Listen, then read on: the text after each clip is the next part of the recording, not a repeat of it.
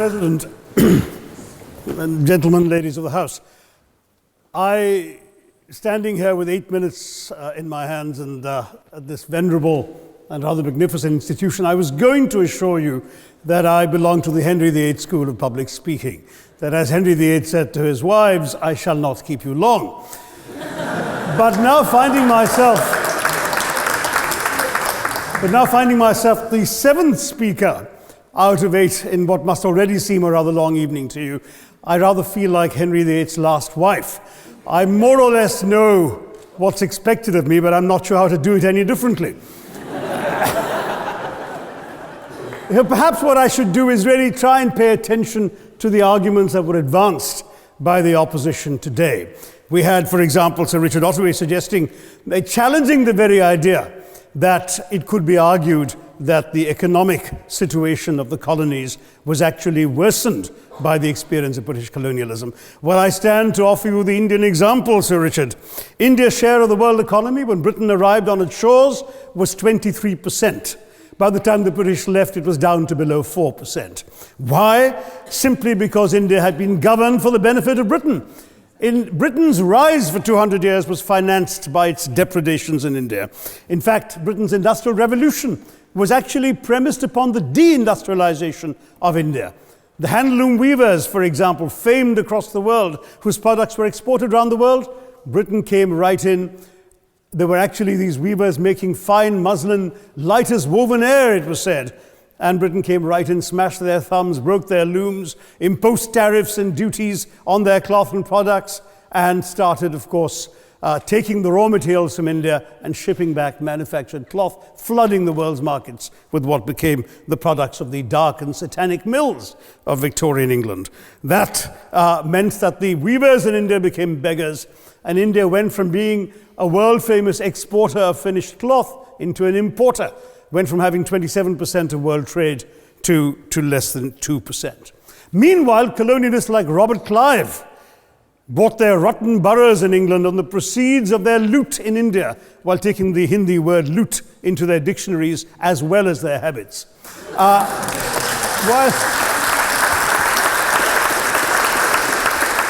And the British had the gall to call him Clive of India, as if he belonged to the country, when all he really did was to ensure that much of the country belonged to him. By the end of the 19th century, the fact is that India was already Britain's biggest cash cow, the world's biggest purchaser of British goods and exports, and the source of highly paid employment for British civil servants. We literally paid for our own oppression. And as has been pointed out, the wealthy Victorian British families that made their money out of the slave economy, 1/5 of the elites of the wealthy class in Britain in the 19th century owed their money to transporting 3 million Africans across the waters. And in fact, in 1833, when slavery was abolished, what happened was that a compensation of £20 million was paid, not as reparations to those who had lost their lives or who had suffered or been oppressed by slavery, but to those who had lost their property. I was struck by the fact that your Wi-Fi password at this union commemorates the name of Mr. Gladstone, the great liberal hero. Well, I'm sorry, his family was one of those who benefited from this compensation. Staying with India, between 15 and 29 million Indians died of starvation in British-induced famines. The most famous example, of course, was the Great Bengal Famine during the Second World War, when 4 million people died because Winston Churchill, deliberately as a matter of written minuted policy, proceeded to divert essential supplies from civilians in Bengal to sturdy Tommies and Europeans as reserve stockpiles. He said that the starvation of anyway underfed Bengalis mattered much less than that of sturdy Greeks. This is Churchill's actual quote. And when conscience-stricken British officials wrote to him, pointing out that people were dying because of this decision, he peevishly wrote in the margins of the file, "Why hasn't Gandhi died yet?" So all notions that the British were trying to do their colonial enterprise out of enlightened despotism, to try and bring the benefits of colonialism and civilization to the benighted heathen. I'm sorry, Churchill's conduct in 43, simply one example of many that gave a lie to this myth. As others have said on the proposition, violence and racism were the reality of the colonial experience. And no wonder that the sun never set on the British Empire, because even God couldn't trust the English in the dark. Let me take World War I as a very concrete example, since the first speaker, Mr. Lee, suggested these things couldn't be quantified. Well, let me quantify World War I for you. Again, I'm sorry, from an Indian perspective, others have spoken of other countries. 1/6 of all the British forces that fought in the war were Indian. 54,000 Indians actually lost their lives in that war. 65,000 were wounded. Another 4,000 remained missing or in prison. Indian taxpayers had to cough up £100 million in that time's money. India supplied 70 million rounds of ammunition, 600,000 rifles and machine guns, 42 million garments were stitched and sent out of India, and 1.3 million Indian personnel served in this war. I know all this because, of course, the commemoration of the centenary has just taken place. But not just that, India had to supply 173,000 animals, 370 million tons of supplies, and in the end, the total value of everything that was taken out of India, India, by the way, suffering from recession at that time and poverty and hunger, was, in today's money, £8 billion. You want quantification? It's available. Second World War, it was even worse, 2.5 million Indians in uniform. I won't belabor the point, but of Britain's total war debt of £3 billion, in 1945 money, 1.25 billion was owed to India and never actually paid. Somebody mentioned Scotland. Well, the fact is that colonialism actually cemented your union with Scotland.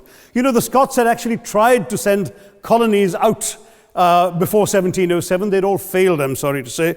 But then, of course, came union, and India was available, and there you had a disproportionate employment of Scots. I'm sorry, Mr. Mackenzie has to speak after me. Engaged in this colonial enterprise as soldiers, as merchants, as agents, as employees, and the earnings from India is what brought prosperity to Scotland, even pulled Scotland out of poverty. Now that India is no longer there, no wonder the bonds are loosening. Now, we've heard other arguments on this side. There's been a mention of the railways. Well, let me tell you, first of all, as my colleague, the Jamaican High Commissioner, has pointed out, railways and roads were really built to serve British interests and not those of the local people. But I might add that many countries have built railways and roads without having had to be colonized in order to do so.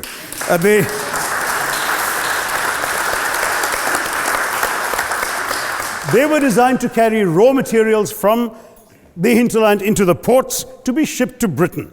And the fact is that the Indian or Jamaican or other colonial public, their needs were incidental. Transportation, there was no attempt made to match supply to demand for mass transport, none whatsoever. Instead, in fact, the Indian railways were built with massive incentives offered by Britain to British investors, guaranteed out of Indian taxes paid by Indians, with the result that you actually had 1 mile of Indian railway costing twice what it cost to build the same mile in Canada or Australia, because there was so much money being paid in extravagant returns. Britain made all the profits, controlled the technology, supplied all the equipment, and absolutely all these benefits came as private enterprise, British private enterprise, at public risk, Indian public risk. That was the railways as an accomplishment. We're hearing about aid. I think it was again Sir Richard Ottaway who mentioned British aid to India. Well, let me just point out that British aid to India is about 0.4% of India's GDP.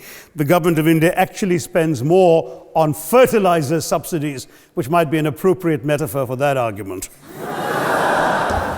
If I may point out as well,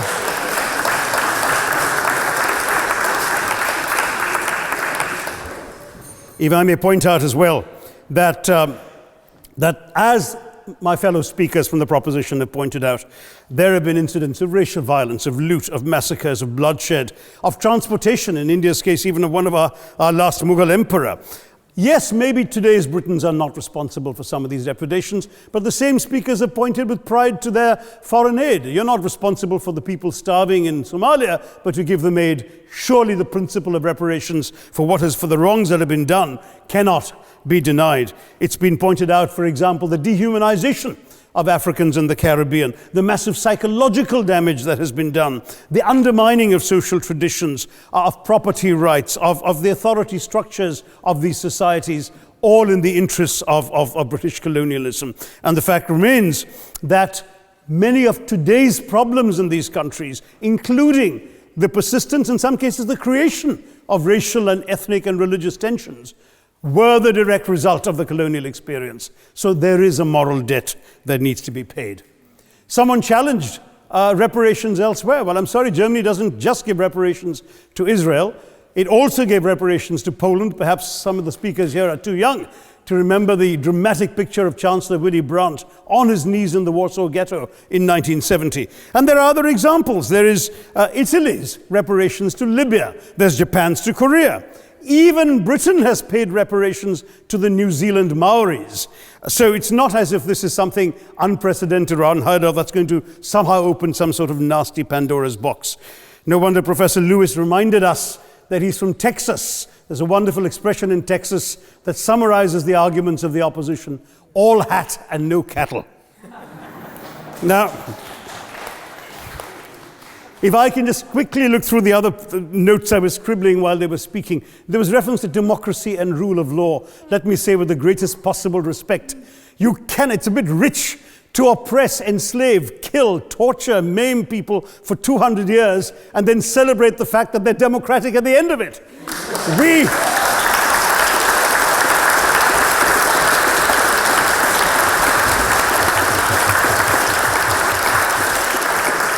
We were denied democracy, sir. We had to snatch it, seize it from you. With the greatest reluctance, it was conceded in India's case after 150 years of British rule, and that too with limited franchise. Yes, indeed, ma'am. The opposition spoke quite highly of Greek and Athenian democracy on which the West should pride itself, and spoke of liberty and equality in that same name. The Athenian democracy was only functioning because of the slave society on which it was built. That's the nature of colonisation. All right, I don't think that needs contradiction, not from me at any rate. But if I may just point out, I think the argument made by a couple of the speakers, the first speaker, Mr. Lee in particular, conceded all the evil atrocities of colonialism, but essentially suggested that reparations won't really help. They won't help the right people. They'll be used as a propaganda tool. They'll embolden people like Mr. Mugabe. It's always nice how in the old days, I'm sorry to say that the people of the Caribbean used to frighten their children into behaving and sleeping by saying Sir Francis Drake would come after them. That was a legacy of that. Now it's Mugabe will be there. So this is the new sort of Sir Francis Drake of our times. The fact is very simply, sir, that we are not talking about reparations as a tool to empower anybody. They're a tool for you to atone for the wrongs that have been done. And I am quite prepared to accept the proposition that you can't put a monetary sum on the kinds of horrors people have suffered. Certainly no amount of money can expiate the loss of a loved one, as somebody pointed out there. You're not going to be able to figure out an exact amount. But the principle is what matters. The fact is that to speak blithely of sacrifices on both sides, as an analogy was used here, a burglar comes into your house, ransacks the place, stubs his toe, and you say, well, there was a sacrifice on both sides. That, I'm sorry to say, is not an acceptable argument. The truth is that we are not arguing specifically that vast sums of money need to be paid. The proposition before this House is the principle of owing reparations, not the fine points of how much is owed, to whom it should be paid. The question is there a debt? Does Britain owe reparations?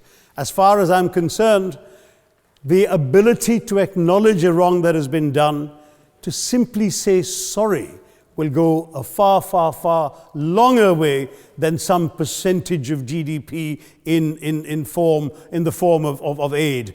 What is required, it seems to me, is accepting the principle that reparations are owed. Personally, I'd be quite happy if it was £1 a year for the next 200 years after the last 200 years of Britain and India. Thank you very much, Madam President.